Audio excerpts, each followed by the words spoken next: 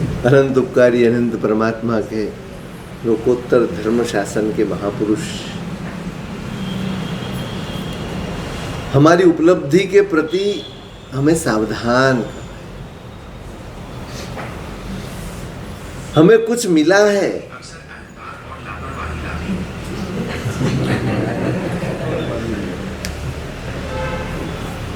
हमें कुछ मिला है, उसे पहचानना भी है और उसे सार्थक भी करना है।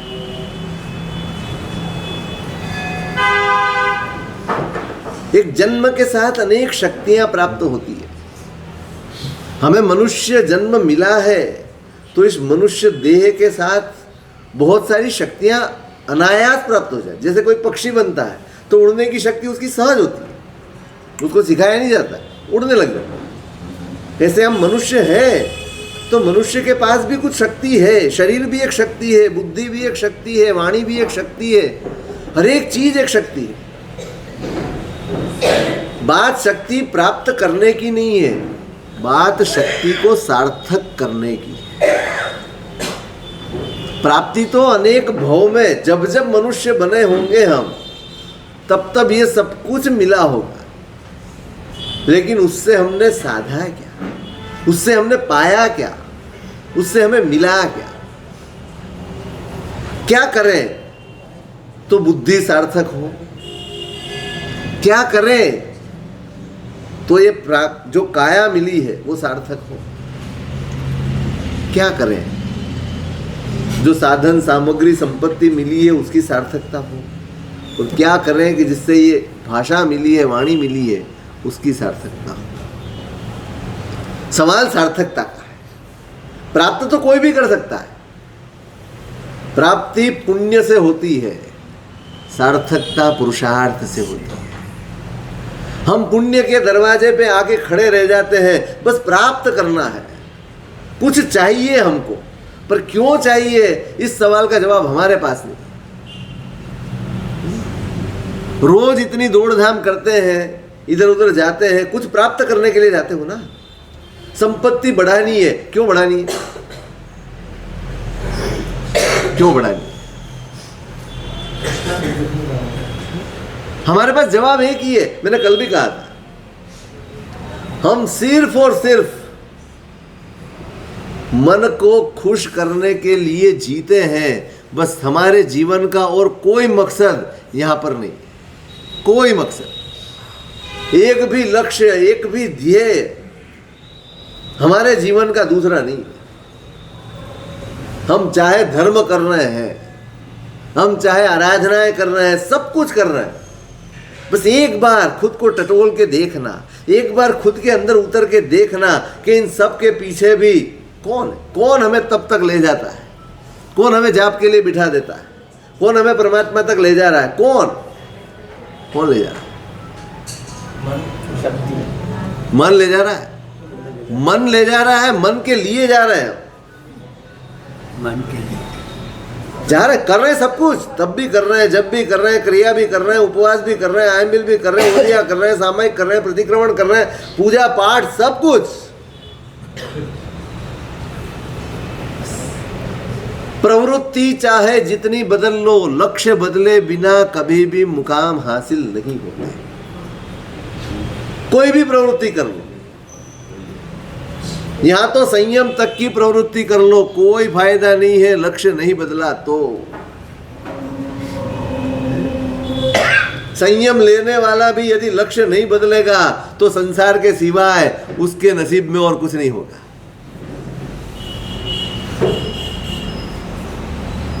यहां पहली प्रायोरिटी, पहला प्रारंभ ही लक्ष्य बदलने से होता है। हम लग तो गए, सब कुछ करने में लग गए, लेकिन लक्ष्य की कभी तलाश नहीं की, लक्ष्य के लिए कभी सोचा ही नहीं कि वास्तव में हमारा लक्ष्य बदला भी है कि बस वही चल रहा है अनादिकाल से जो लक्ष्य लेके। मैंने कल सवाल पूछा था आपको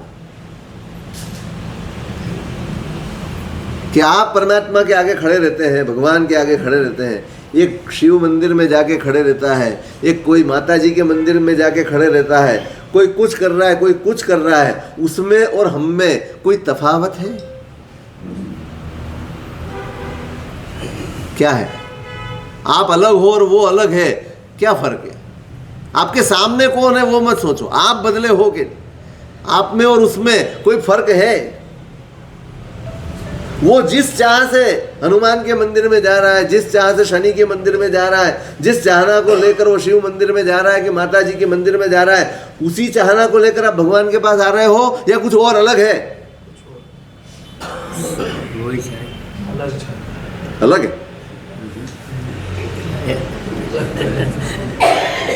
तो रोज प्रतिक्रमण करते होंगे 2 टाइम। तो पर्व तिथि पे, अरे पूनम पे कहीं जाने के बजाय पौषध करते होंगे। हम पूनम भरते हैं वहां की, संकेश्वर जाना है, बंबई से आ रहे हैं लोग, संकेश्वर जाना है, पालीताना जाना है, लेकिन पूनम भरनी, पौषध करना सूझेगा? जो पूनम पालीताना की भरते हैं ना, वो 4 महीने नहीं जाते। वो 4 महीने की पूनम में क्या करते हैं? जाते हो? पालीताना जाते ही नहीं हो तो फिर क्या करते हो? उस पूनम का क्या करते हो? हमारा लक्ष्य नहीं बदला है, हम नहीं बदले हैं। मूर्तियां बदल रही है, कभी शिव बैठे हैं हमारे सामने, कभी भगवान बैठे हैं हमारे सामने, सब कुछ बदल गया है, हम नहीं बदले। और जहां तक हम नहीं बदलेंगे ना, ये सामने बैठी मूर्ति कोई काम में नहीं आने वाली, किसी खप में नहीं आए। अंदर तक स्पर्श ही नहीं है कोई, अंदर को छूता ही नहीं है कुछ, बस चल रहा है।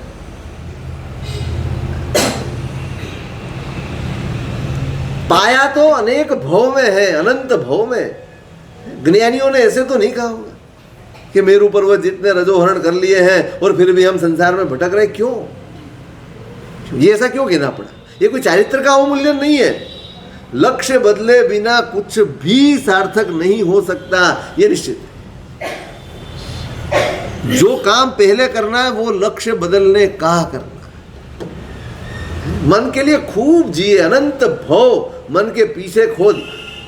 मन और शरीर, मन नहीं मिला तो शरीर, शरीर और मन दोनों मिल गए तो मन भी जुड़ा तो किससे है? शरीर से। बस सुबह से उठ के रात तक एक ही चिंता। आप देखना, तमाम ये जितना भी फैलाव है ना, किसके लिए? एक ही है। शरीर है तो आवश्यकताएं खड़ी हो गई है। पहनना है, खाना है, पीना है, सोना है, रहना है, परिवार है, हर चीज, हर परिस्थितियां, उसके मूल में एक ही है, शरीर। हम उसके आसपास घूम रहे हैं। बात सार्थक करने की प्राप्ति अनंत भव में अनंत बाहर कर ली है, लेकिन ये जो भव है, ये जो सामग्री है, जो साधन है, जो मिला है ज्ञान, उससे इसको सार्थक करना। बुद्धे फलम तत्व विचारणम च। बुद्धि की सार्थकता कायम है। हमारी इच्छाओं को पूरी करने में या दिशा बदलने में।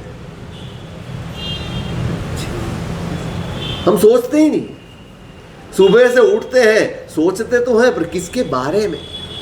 सोचो, शरीर के लिए भी सोचना है, परिवार के लिए भी सोचना है, जीवन निर्वाह के लिए भी सोचना है, सब सोचना, कोई मना ही नहीं। लेकिन सबकी एक लिमिट होती है, एक हद होती है। कहां तक? हम तो जो भी मिलता है, अभी देखना, अभी जो समय चल रहा है ना, जो भी फोन उठाएगा, चांदी का भाव ने सोने का भाव, इसके सिवाय कोई बात ही नहीं है किसी के मुंह। लेनी है, बेचनी है, लेनी है, बेचनी है, 24 घंटे बस कहाँ कहाँ कहाँ एक ही बात। जितने मिल रहे हैं, हो भाव गिर गया, भाव उचक गया, भाव ये हो गया, भाव वो। उसको ना खरीदना है ना बेचना है, अरे हाथ में नहीं लेना है, बातों से ही चल रही है। एक 60 में लिया, एक 65 में दिया। कहीं तो अटको। पूरे दिन में एकाध समय तो, एक शाम होते होते तो यार सूरज भी ढल जाता है। इच्छाओं का ढलन होता ही नहीं है, इच्छाएं ढलती ही नहीं है। इतने युद्ध होते थे ना, ये महाभारत का युद्ध होता था, शाम हुई युद्ध समाप्त हो जाता, होता था कि नहीं? हमारे में कहाँ अटकने का कहीं आता है ही नहीं। धर्म अटकना सिखाता है, ज्ञान अटकना सिखाता है। कहीं तो अटको, कभी तो अटको, कभी तो मुड़ के देखो कि आप भी कुछ हो, आप भी कुछ हो। हम हमारे सिवाय सब की चिंता कर रहे हैं। मैंने परसों भी कहा, यहां से निकल जाएंगे एक दिन, तुम्हारी 70 साल की, 80 साल की, 50 साल की मेहनत, आदमी पुरुषार्थ वो करता है जो आगे उसके साथ आता है। उसको बुद्धिमत्ता कहते हैं, उसको बुद्धिमान कहते हैं। मेरी मेहनत मुझे कल काम आनी चाहिए, नहीं आनी चाहिए। अब आज मेहनत क्यों कर रहा हो? किसके लिए मेहनत कर रहा हो? आज के लिए, कल के लिए कर रहा हूं। कौन सी कल? कौन सी कल? जो आएगी। नहीं, पीढ़ी छोड़ो, मैं तो वास्तविक पूछ रहा हूं। वो एक अलग चीज हो गई, अपन करें पीढ़ियां तो ठीक है। आपको पता चल जाए कि आपका जन्म फलाने ढीकने उस जगह पे होने वाला है और वहां पर कुछ है नहीं, तो आप क्या करोगे? बता दो। किसकी चिंता करोगे? पीढ़ी की चिंता करोगे? अपना वहां व्यवस्थित कर दोगे? क्या करोगे? पता चल गया कि यह जन्म होने वाला है, किसी संयोग से किसी ने बता दिया कि आपका इस घर में जन्म होना है, और वो घर बिल्कुल एक झूपड़ी टाइप घर है। आप क्या करोगे ये बता दो? उसको चेंज करो, कर दोगे? फिर आपकी पीढ़ी की चिंता करोगे? अपने सिवाय कोई किसी की चिंता करता नहीं है, बराबर समझना। आप आगे पीढ़ी की चिंता करते हो ना, वो भी इसलिए कि वो मेरे हैं, आपने अपना मान रखा है और वो मेरा कुछ करेंगे इसलिए कर रहा हूं। मैं ये पूछ रहा हूं कि मेहनत किसके लिए कर रहे हो? आप कल के लिए कर रहे हो ना। कल यदि खप में न आए तो कोई मेहनत करेगा? तो क्या आपकी कल यही समाप्त हो रही है? बस आगे नहीं है कोई कल? नहीं है? अरे ले जा नहीं सकते, पर कल है या नहीं, मैं ये पूछ रहा हूं। कल है तो उसके लिए आपका क्या है?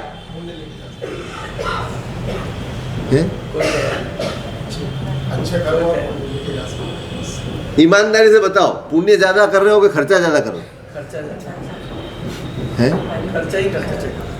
पुण्य करके आए हो और आपके पास है, बहुत कुछ है, तो उस पुण्य का आप खर्च कर रहे हो तो उसमें वृद्धि करो। है पुण्य कहाँ उपयोग में आता है? आपको समझ में आती है? कहाँ उपयोग में आता है? आपने गत जन्म में पुण्य किए हैं और आज उसका उपभोग हर क्षण उपभोग कर रहे हो। हर क्षण जितनी सुविधाएं आप लेते हो, जितनी सुविधा, आप लिफ्ट में बैठे ना, आपने पुण्य खर्च किया। आपको गर्मी लगी, आप घर में आए, आपने पंखे की स्विच ऑन किया, आपने पुण्य खर्च किया। बाथरूम में गए ने गीजर चालू किया, ये चालू किया, जितनी सुविधाओं का उपयोग आप कर रहे हो, हर क्षण आपके पुण्य का उपयोग होता जा रहा है, वो खर्च होता जा रहा है। कल के लिए क्या? कल के लिए तैयारी क्या हमारी? ये सोच, ये तत्व विचारणा है। बुद्धि की सार्थकता इसमें मेरा क्या, मैं जिन लोगों के लिए और जिन परिस्थितियों के लिए कर रहा हूं वो तो यहीं के लिए है। फिर कल यहां से जाना तो अकेला ही है ना, तो कोई आने वाला है? पक्का नहीं करा। इतने साल साथ में रहते हो तो इतना वचन नहीं ले सकते हो कि चलो अपन साथ चलेंगे।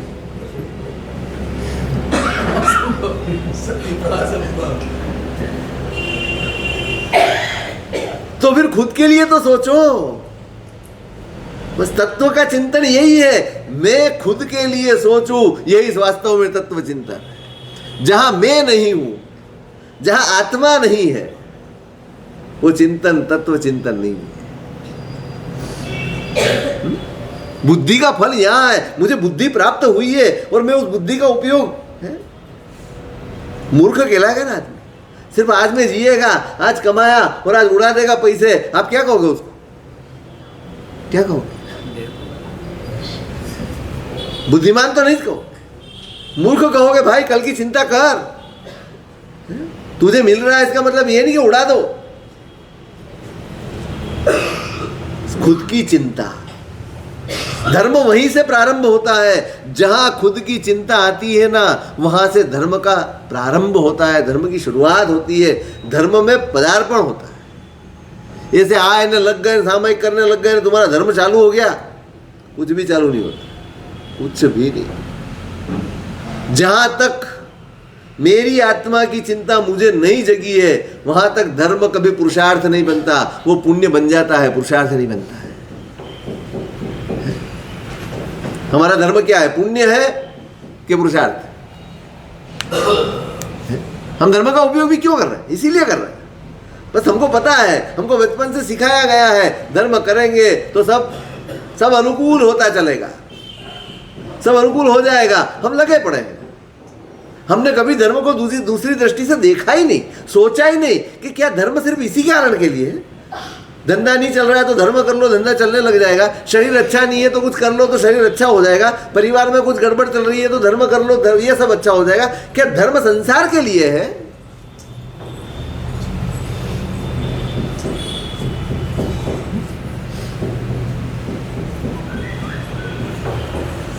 धर्म आत्मा के लिए, आत्मा के लिए करता है ना, उसका संसार यूं ही सुखी हो जाता है।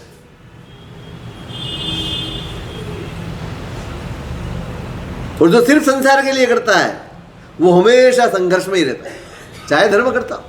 कहते हैं कई लोग साहब इतना सारा करते हैं फिर भी, हाँ रहेगा ही। आत्मा लक्ष्य नहीं बनती है, वहां तक धर्म करते हुए भी शिकायतें रहती है।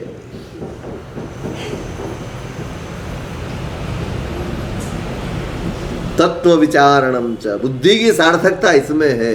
सोचे, एक क्षण भर रुके, सोचे, अटको, कहीं तो अटको। न सुबह न दोपहर न शाम न रात, जब देखो जब चालू ही रहते हैं हम। ये तो अच्छा है कि वहां बाजार बंद हो जाती है, भाव नहीं खुलते, नहीं तो कोई सोए भी नहीं है। नींद में भी चलता है। हाँ, वो तो तुम्हारे विचार में चलता है, तो वो भाव नहीं खुले वहां तक बेचारा बेचैन रहता है। कोई पूछे भाई अभी भाव नहीं खुला, 11 बजे आते हैं। अच्छा है ये थोड़ा सा तुमको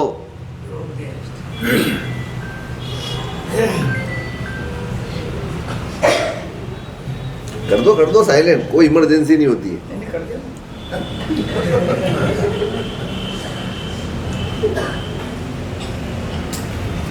खाली इतनी सतर्कता खुद के प्रति हो जाए, नहीं तो हो गया काम।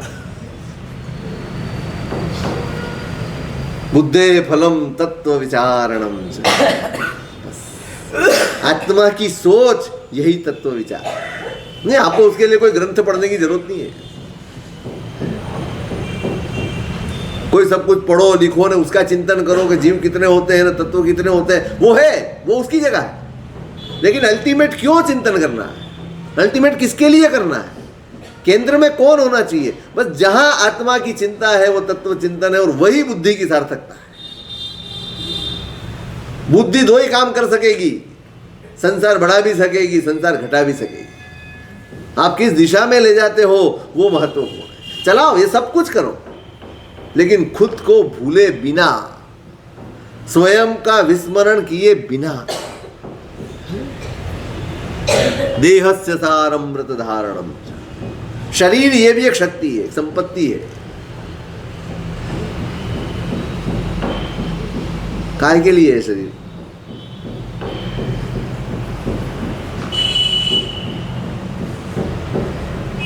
उसकी सार्थकता काय में? इस शरीर की, ये शरीर असार है। देह उदारिक दुख दरियो, अशुचि पुद्गल थी भरियो। ज्ञानियों ने बहुत कुछ कहा हमारे मोह को कम करने के लिए, हमारे वैराग्य को पुष्ट करने के लिए, हमें वास्तविकता समझाने के लिए कहा है कि भाई शरीर, इसका मोह मत रखिए, ये अशुचि से भरा हुआ है, ये अनित्य है, इसका कोई भरोसा नहीं है। सब कुछ कहा है, लेकिन फिर भी कहा है ना, शरीर के बारे में सुना है ना, हम भी बोलते हैं कैसा है शरीर, और फिर भी हमारी समग्र विचारधाराएं, हमारी प्रवृत्तियां उसी के आसपास घूमती रहती है, उसी को संभालने में लगे हुए, उसी के पीछे पड़े हुए।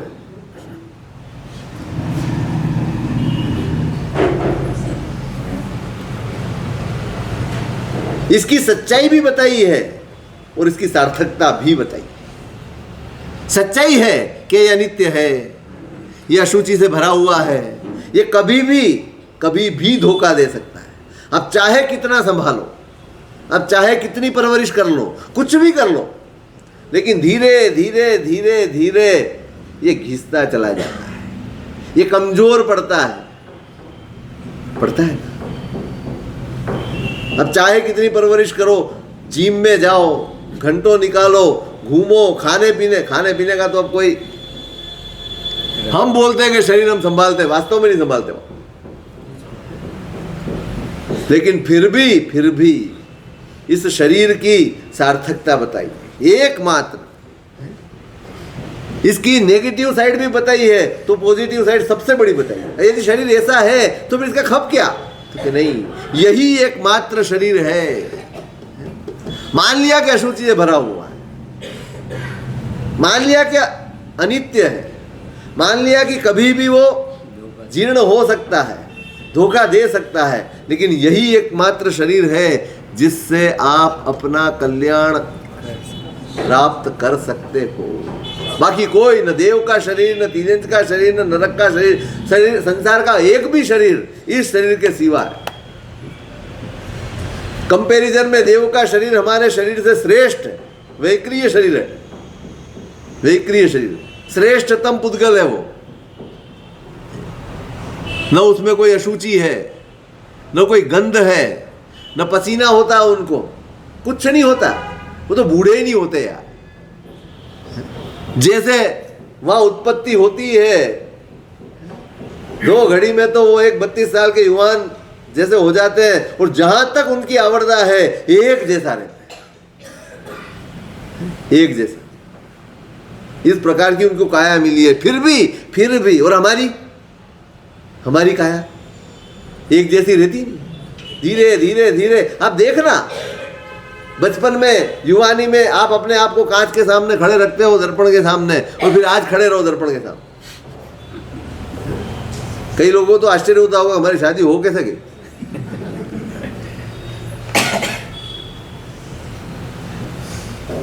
जो निरंतर बदल रहा है, जिसका स्वरूप बदल रहा है, सिर्फ बदल नहीं रहा है, बिगड़ रहा है, बिखर भी रहा है। अंदर कितने, एक रोम में 2.25 रोग, कितने, एक रोम में 2.25, कितने रोम है?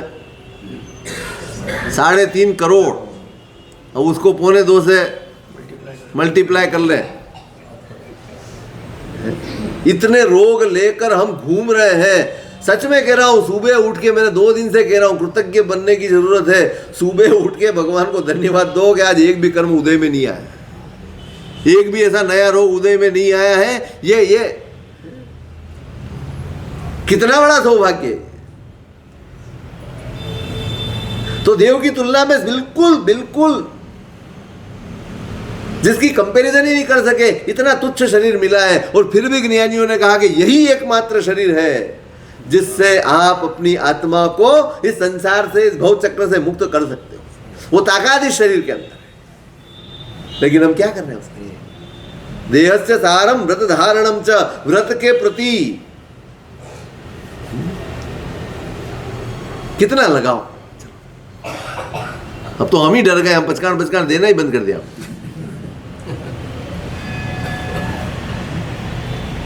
क्यों गुरु भगवंत आपको, अब आते हो, कई लोगों की शिकायत रहती है, महाराज साहब जब भी जाओ ना, महाराज साहब पचकान दे देते हैं, ये क्यों नहीं करते हो, ये करो, 1 महीने के लिए करना है, 2 महीने, मुझे सिर्फ इतना बताओ।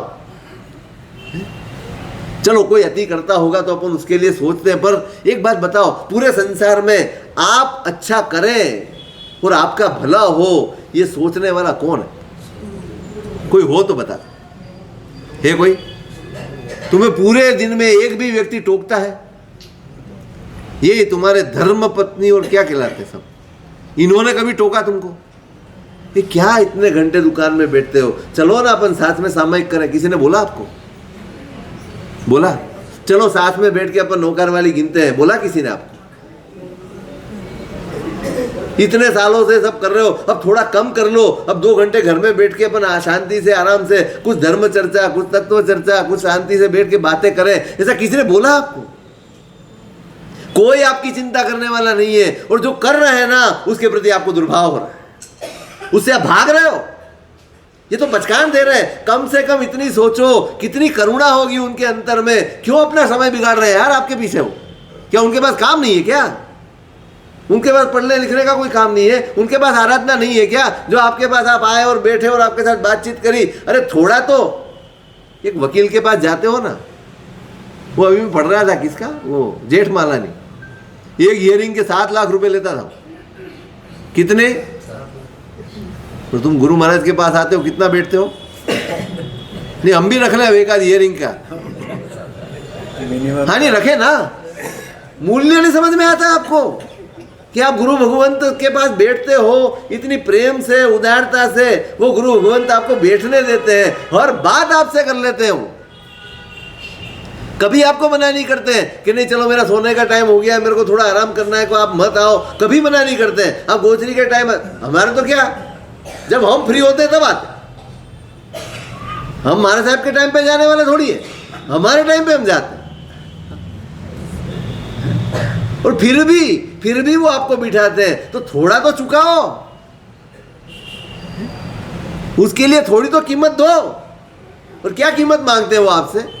कभी कह दिया कि भाई पूजा करना, कभी कह दिया कि 5 तिथि 24 करना, कभी कह दिया कि भाई ये त्याग कर देना। तो क्या गुनाह कर दिया उन्होंने आपका? क्या भूल कर दी उन्होंने आपका? भागते जा रहे हो दूर। आपकी हित चिंता करने वाले से, आपका भला सोचने वाले से आप दूर जा रहे हो। किससे, किसके नजीक जा रहे हो आप? किसके लिए कह रहे हैं वो आप? एक बात समझना, धर्म कराने वाला कभी भी किसी को प्यारा नहीं होता है। वो हमेशा धर्म कराना बहुत सरल नहीं है, बहुत कठिन है, बहुत कठिन है। सद्भाव नहीं होता है, दुर्भाव ही पैदा होता है उसके लिए। और फिर भी बेचारे साधु साधु जी हिम्मत करते तुमको बोलने की कि भाई इतना करना, इतना क्यों नहीं करते हो? क्योंकि चिंता है उनको, आपकी चिंता से बोलते हैं। हमको ये नहीं दिखता। जब जाओ जब महाराज तो यही पूछे, पूजा करी, सामायिक करते हो? तो महाराज को क्या मालूम कैसे संसार चलाते हैं? बोलते पर उनको कह जाते हैं, क्या समझ पड़े कैसे संसार चलाते हैं? सुबह से उठ के रात तक। पर किसने तेरे गले में टिंगाया? किसने टांगा तेरे गले में? सब तू गया था, आ बेल मुझे मार करने। कौन गया था? ये उपाधियां किसने खड़ी करी? किसकी जिम्मेदारियां है? स्वयं उठाते हो, फिर हमको कहते हो कि हम कैसे चला रहे हैं, हमको पता है। तो किसने बोला था भाई? शांति से जी रहा था ना, तो चुपचाप जी लेता ना अकेला। क्यों लंगर खड़ा करा पीछे? पूरी फौज खड़ी कर ली, ने आपकी जवाबदारी नहीं निभ रही हमसे, तो फिर निभाओ, आनंद से निभाओ। वो तो क्या है, शुरू में पता थोड़ी चलता है कि क्या है।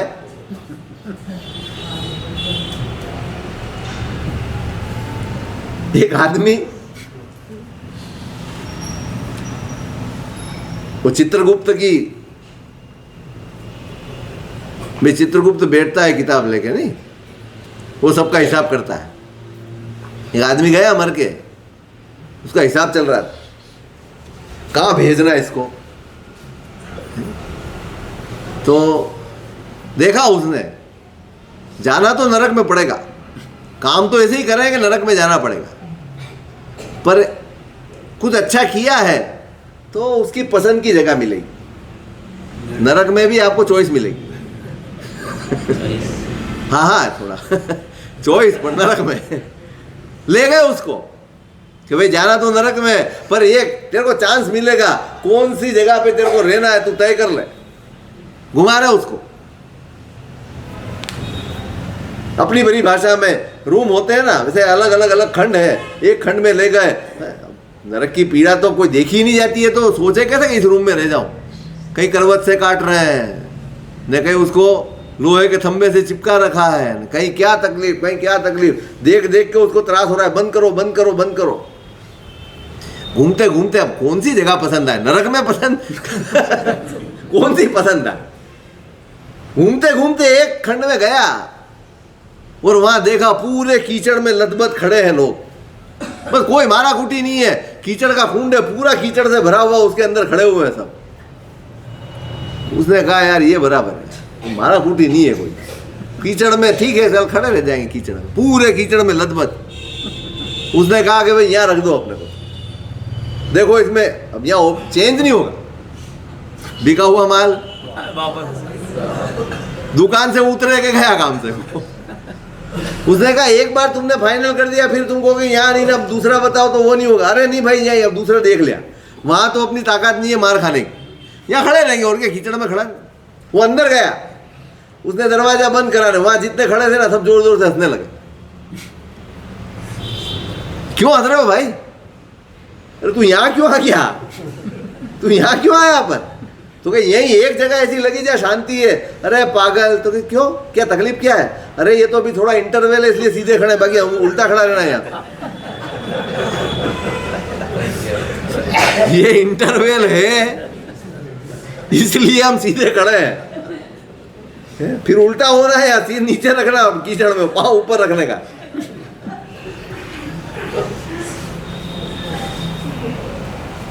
आप भी ऐसे ही जाते हो, दूसरे को लगता है कितना सुखी है बेचारा शादी करके, चलो मैं भी कर लूं। और खुई है वो बताता थोड़ी आपको वो आपको बताता नहीं, आजा बेटा, ये बैंड क्यों बजाते हैं आपके पीछे, इतना नाचते क्यों है।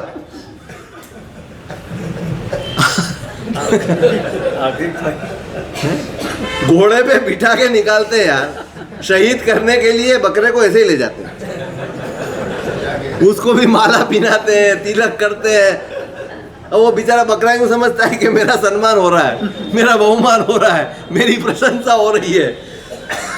उसको वो नहीं दिखता है कि जाके इसको हलाल करने का है। सब मिलके हलाल करते हैं और हम कितने खुशी खुशी पार्टी देते हैं उस हलाल होने की।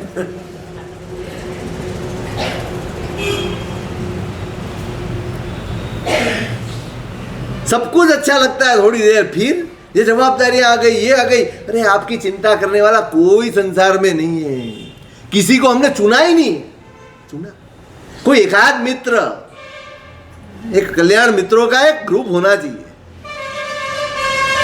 कि जो सुबह से शाम तक की आपकी धार्मिक चिंता करे, आपकी आत्मा की चिंता करे, आपको पूछे भाई आज नौकार की माला गिनी। यहाँ बैठे इतने पुरुष, मेरे को पूछना है इसमें नौकार की पूरी माला कितने गिनते हैं, एक माला पूरी रोज गिनने वाले कितने हैं।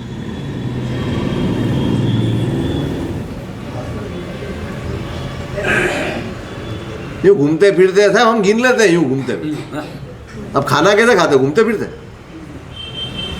माला गिनने वाले कितने, बहनें तो गिनती होगी क्योंकि उनको तो किताबें भरनी है, उनको भी नोट वोट पकड़ा दी जाती है, गिनो और टिक करो। चलो इस बारे में गिन रहे हैं, आप कितने गिनते हो मेरे को इस दिशा में पूछना है। बस वो कोई बड़ी मुश्किल से 5-7 जने होंगे। कौन है चिंता करने वाला तुम्हें? शरीर का सार यहाँ है भाई, व्रत धारणम च, कुछ तो आज तक स्वच्छंद जिए हैं हम। सिर्फ आज इस भाव की बात नहीं कर रहा हूं, अनंत काल से हम स्वच्छंदता में जिए हैं। हमको बंधन कभी पसंद आया ही नहीं। मैं एक ही बार खाऊंगा साहब, पर एकादना नहीं करूं। क्यों? बंधन लगता है।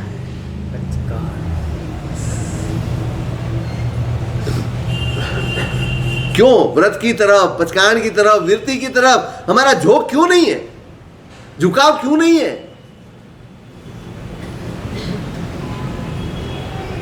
इतना अद्भुत ज्ञानी जिसकी प्रशंसा करते हैं, वो काया, वो शरीर प्राप्त करके भी क्या हम हार जाए?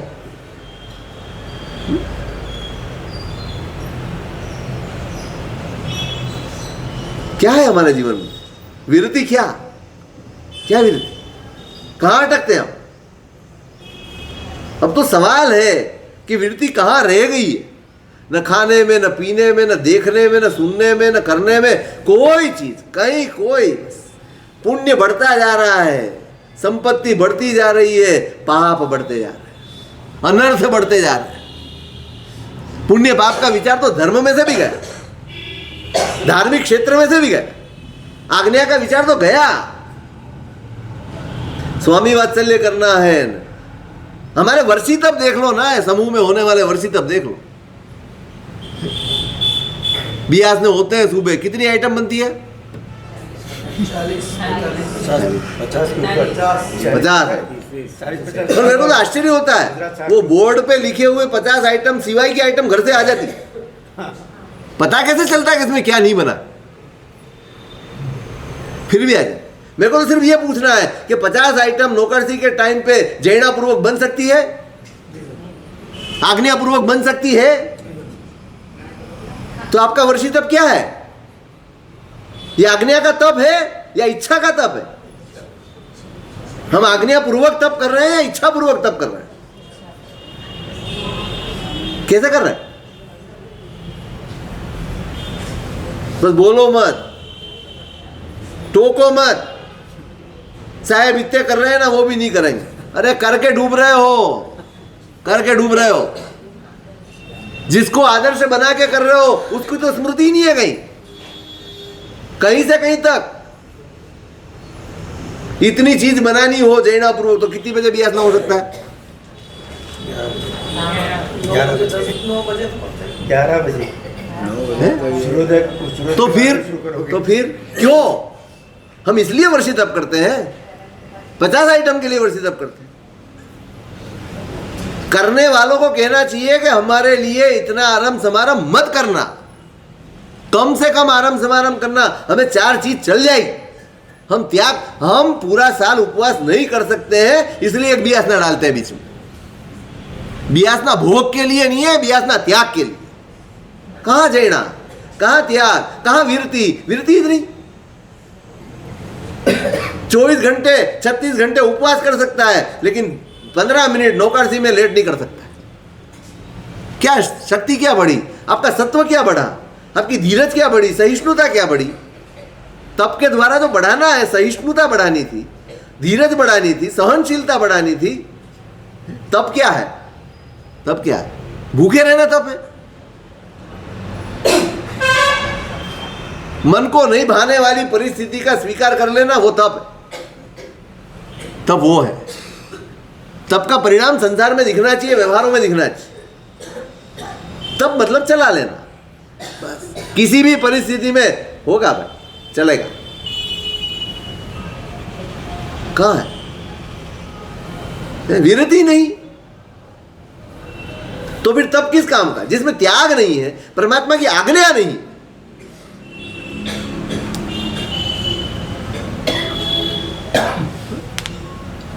बुरा मत लगाना, लगे तो सुधर जाना। बुरा लगे जरूरी है, थोड़ी चोट पहुंचे वो बहुत जरूरी है। चल रही है, सुधरेंगे तो क्या मालूम।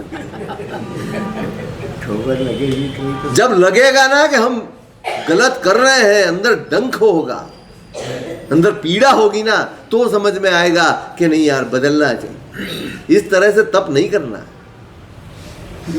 विरति ये शरीर की सार्थकता है। छोटी छोटी छोटी छोटी विरतियां हमारे जीवन में रोज होनी चाहिए, रोज होनी चाहिए। थोड़ा त्याग होना चाहिए रोज। श्रावक के घर में तो अब इस समय में जहां इतनी इतनी गड़बड़ चल रही है खाने पीने में, आप देख रहे हो, आप सुन भी रहे हो, आप पढ़ भी रहे हो, सब कुछ कर रहे हो। कम से कम ये बाहर का खाना तो घर में बंद कर दो, इतना तो कर दो। क्यों अपने आप को आत्महत्या के रास्ते ले जा रहे हो? क्यों आत्मघात कर रहे हो? इतनी हिंसा से जब बनता है, आप ऑर्डर करते हो, किसको ऑर्डर करते हो? स्विगी, जोमेटो, ये वो, ये किसी होटल से लाके देते हैं, जो भी करते होंगे वो लोग, सब जैनापूर्वक बनता होगा ना। सबसे सड़ी चीजें वहां जाती है बनने के लिए, सबसे सड़ी चीजें। गेहूं भी सड़े हुए होते हैं, वो क्यों लेंगे महंगे भाव के गेहूं?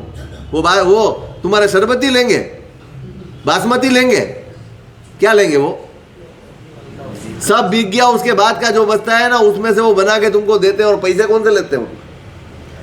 और सब साथ में एक चौके में बनता है, सब बकरे भी वही हलाल होते हैं, मुर्गियां भी वही हलाल होती है, और वही तुम्हारे साग भाजी और रोटियां सब्जियां सब बनती है, और वहीं से तुम्हारा भोजन आता है, खाते हो आनंद से।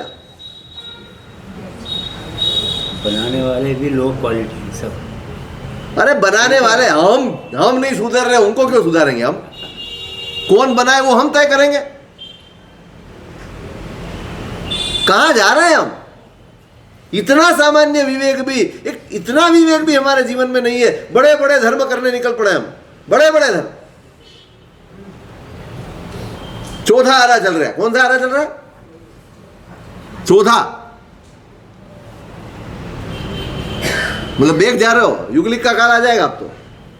इतनी प्रगति हो चुकी है हमारी, कहीं डंख नहीं, कोई दर्द नहीं, कोई पीड़ा नहीं, इतनी हिंसा को ये समर्थन है। एक बात याद रखना, स्विगी जोमेटो में ऑर्डर देना मतलब वहां जो कुछ भी बन रहा है ना, बना रहा है ना, उसमें सब में समर्थन है हमारा। वो बकरा मार रहा है ना, तो उसमें भी आपका समर्थन है। आप खाओ ना खाओ, पाप तो पंचेंद्रिय की हत्या का आप करते ही हो।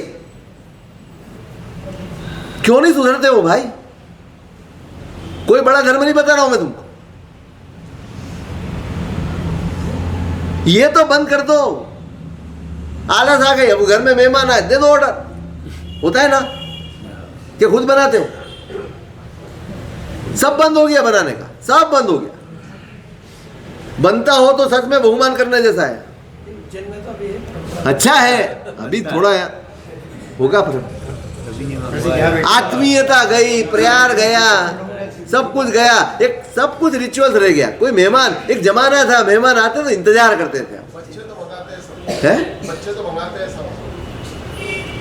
बच्चों को बिगाड़ने वाले ही अपन। हम क्या संस्कार डाल रहे हैं? जब बचाना है सबको, खुद को भी और हमारे साथ जुड़े हुए सबको, वहां हम सबको इसी में ये हवन चल रहा है पूरा। ये हवन चल रहा है और हमारी बलि चढ़ रही है। थोड़ी थोड़ी विरती, थोड़ी थोड़ी करो भाई। यूं ही इतने पाप किए हुए हैं कि उसका चुकाना बहुत कठिन है हमारे लिए, और समझपूर्वक कर रहे हैं हम। यहां पर जानबूझ के कर रहे हैं। सिर्फ किस लिए? एक क्षण के स्वाद के लिए हम किसकी अनुमोदना कर रहे हैं? थोड़ी सी भोग लालसा, उसका कंट्रोल नहीं कर सकते हो? बढ़ती जा रही है, बढ़ती जा रही है। और ये लोग ये साइकोलॉजी पे चलते हैं। जितने भी व्यापारी है सब साइकोलॉजी पे चलते हैं। काय पे चलता है व्यापार? ये बिकता कैसे है माल तुम्हारा? साइकोलॉजी पे बिकता है। ऐसा प्रोपोगंडा खड़ा करते हैं, ऐसी एडवर्टाइज देते हैं कि बस हर 15 मिनट में एक एडवर्टाइज आके खड़ी हो जाए। कुछ भी देखो आप, धीरे धीरे धीरे धीरे तुम्हारे मन पे कब्जा जमा लेते। उनको पता है कमजोरी क्या है हमारी। धर्म यही सावधान करता है भाई, विरति इसी का नाम है। समझदारी पूर्वक अपने हित से अटकना, उसका नाम विरति है। सिर्फ पचकाण विरति नहीं है, समझदारी पूर्वक अटक जाओ वो भी विरति है भाई। अटको, समझो। हम दीक्षा की बात तो कर लेते हैं, लेकिन घर में कैसे जीना वो सिखाते ही नहीं कभी। अब तो ऐसा लग रहा है दीक्षा बहुत सरल हो गई, प्रतिक्रमण बहुत कठिन। दीक्षा ज्यादा हो रही है, प्रतिक्रमण वाले ज्यादा हो रहे हैं। साल में जितनी दीक्षाएं होती है उतने प्रतिक्रमण वाले बढ़ते हैं, उतनी आराधना पौषध वाले बढ़ते हैं। अब तो ये सिखाना पड़ेगा संसार में कैसे रहना भाई। देहस्य सारम व्रत धारणम च विरति, यही सार्थकता है भाई शरीर की। ये खाना पीना सार्थकता नहीं है। बर्बाद हो रहे हैं हम, बर्बाद। हम भी बर्बाद हो रहे हैं, हमारा भविष्य भी बर्बाद हो रहा है, हमारा पुण्य भी बर्बाद हो रहा है, और हमको मिला हुआ धर्म या सामग्री या परमात्मा का संयोग सब कुछ बर्बाद हो रहा है। कब अटकोगे?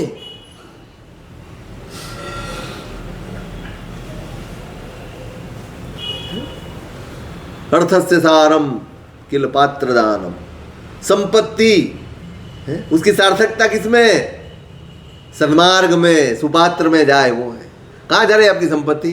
इन होटल वालों के पास, ये मुसलमानों के पास, जो भी हो, XYZ जो हिंसा में प्रवृत्त है, बस हमारे मौज शौक के कारण हमारी संपत्ति उन लोगों के पास जा रही है जो सिर्फ पाप और पाप कर रहे हैं, सिर्फ अनर्थ की परंपरा खड़ी कर रहे हैं। वहां हमारी संपत्ति बह रही है और यहां सोचना पड़ रहा है, यहां सोचना पड़ रहा है। तुम्हारी शादियां देखो,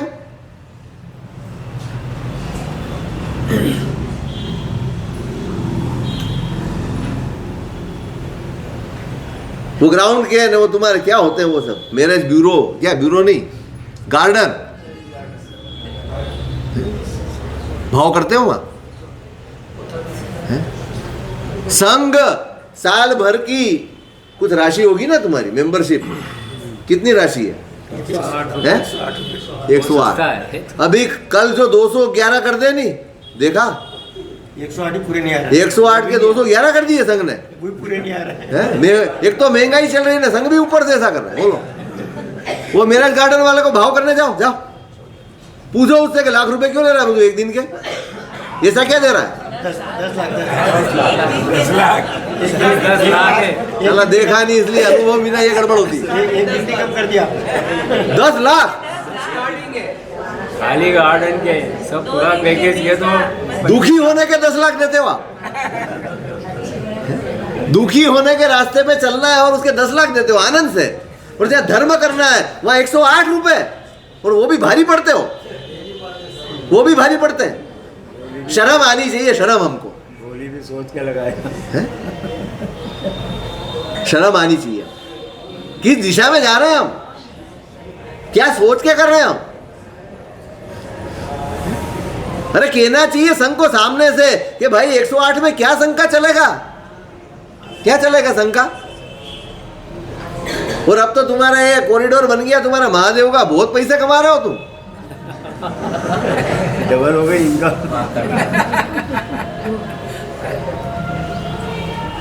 अपने लिए करना है भाई, ये संघ को दे रहे हो, किसको दे रहे हो?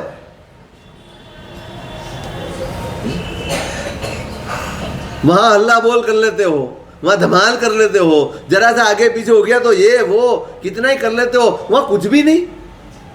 तुम्हारी एसेसरी लग्जरी खरीदने में कोई भावताल चलता नहीं है तुम्हारा, और कर रहे हो सब। करो, तुम्हारा पुण्य है, करो, लेकिन वो सार्थकता नहीं, वो सार्थकता। आप अपने आप को मलिन करते जा। ठीक है, आनंद में रहो, उसकी मनाही नहीं है कि चलो आप अच्छे कपड़े मत पहनो, आप अच्छी गाड़ी मत लो, आप अच्छे घर में मत रहो, मना नहीं, धर्म कभी मना नहीं करता। धर्म सिर्फ इतना कहता है जितना संसार के लिए सोचते हो ना, उसका एक हिस्सा तुम्हारी आत्मा के लिए भी सोचते रहो।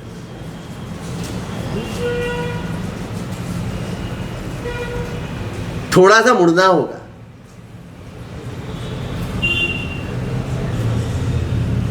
हो जाता है, थोड़ा सा बदलना होगा खुद को, बहुत हो गया। कुछ ब्रेक मारो, क्या दिखा के कर लोगे क्या? वो दिखावे का, तुम्हारी दिखावे की आदत यहां भी घुस गई, यहां भी घुस गई, यहां भी दिखाओ, यहां त्याग का भाव नहीं आ रहा है। नाम लिखा है, एक आध नाम रह गया ना, अपना रह गया, तो देखा नाम नहीं लिखा, जानबूझ के नहीं लिखा,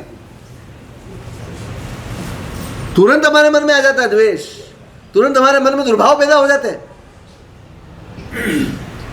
थोड़ा ढंढोलो खुद को भाई, संपत्ति मिली है, पुण्य है, कल की चिंता कर लो। कल यहां से जाएंगे ना, मेरे को एक जन ने बहुत अच्छा कहा, मतलब हमेशा हम ये सोचते हैं कि हम चले जाएंगे तो इनका क्या होगा, पीछे वाले का, साथ वाले, लेकिन हम कभी ये नहीं सोचते कि हम जाएंगे तो हमारा क्या होगा। जाना किसको है? तुमको यूं लगता है कि सब दुखी रहेंगे पीछे, कभी आके देखना तुरंत दीक्षा ले लोगे। साला मैं इतनी मेहनत कर रहा था, मेरे को यूं कि सब मेरे हैं, कोई किसी का होता नहीं है। क्या करेंगे, सबकी अपनी जिंदगी है, सब सेट हो जाते हैं। कहां तक वो खाली जगह यूं ही भर जाती है भाई, यूं ही भर जाती है। खुद के लिए तो सोचो, पुण्य है तुम्हारा, मिल रहा है तुमको तो उसको सार्थक कर लो। संपत्ति है, सन्मान बहुत करते हो इधर, मत करो ये नहीं कह रहा हूं, बिल्कुल भी नहीं कह रहा हूं, लेकिन जरूरियात कितनी है, आवश्यकता कितनी है, दिखावा इतना करने की जरूरत। वाचा फलम प्रीति करम नराणाम, और एक शक्ति है वाणी। आज 5 मिनट ले रहा हूं तुम्हारी, क्योंकि पूरा करना पड़ेगा ना विषय में। इतना अत्याचार अच्छा नहीं। आपका मौका मिला। वाचा फलम प्रीति करम नराणाम, वाणी की सार्थकता किसमें है? सिर्फ बोलना नहीं, प्रेम पैदा होना वैसा बोलना है। प्रेम जगे, सामने वाले के मन में प्रीति पैदा हो, सम्मान पैदा हो, बहुमान पैदा हो, आनंद हो, वो उसकी सार्थकता है। बहुत सोच समझ के वचन का उपयोग करना है, बहुत सोच समझ के। ये शक्ति है, शब्द शक्ति है। ये कहते हैं पॉजिटिव थिंकिंग वाले, बोलने में बहुत ध्यान रखिए, बहुत ध्यान रखिए। कोई भी कहीं बाहर जा रहा है ना, देखना कहीं एक्सीडेंट नहीं हो जाए। अरे आप चिंता सही कर रहे हो, लेकिन शब्द गलत प्रयोग करो।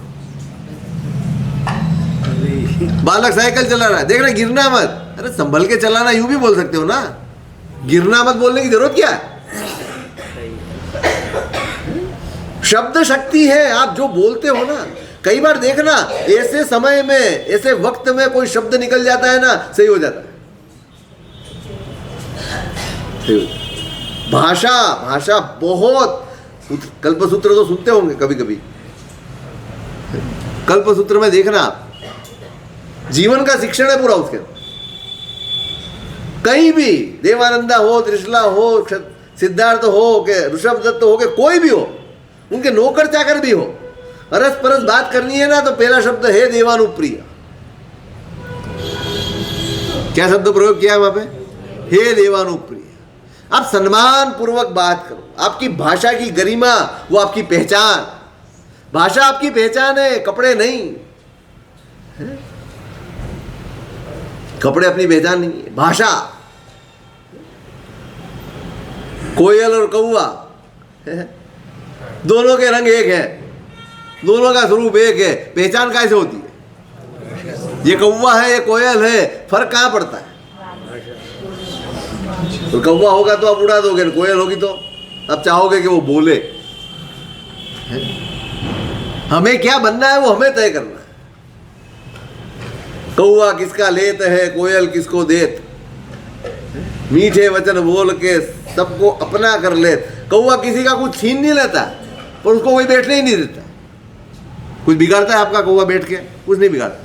वो कोयल कुछ दे जाती है क्या? कुछ भी नहीं दे जाती है, पर फिर भी एक को अवकार देते हैं और एक को भगाते हैं। क्यों? भाषा। लगता है सुधारने जैसी है, भाषा सुधारने जैसी है, लगता है? खास करके कहाँ लगता है? ग्राहक के साथ तो आप नहीं करते हो ऐसा। जहां स्वार्थ है ना, वहां आप सब कुछ चला लेते हो। जहां स्वार्थ नहीं है ना, वहां आप अपने तौर में जीते हो। क्या कर लेगा घर वाले, क्या कर लेंगे, कहाँ जाएंगे? जो कि अब वो जमाना नहीं रहा, गया।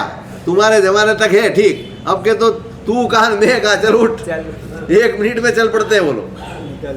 अब तो नौकर से भी ऊंची आवाज में बात नहीं कर सकते हो आप बोल गए और काम वाली चली गई ना, तो आपको डांट पड़ती घर में। आप तो बोल के चले गए, हमारे काम कौन करेगा यहाँ? दूसरी लाओ, ढूंढो, मतलब दूसरी काम वाली।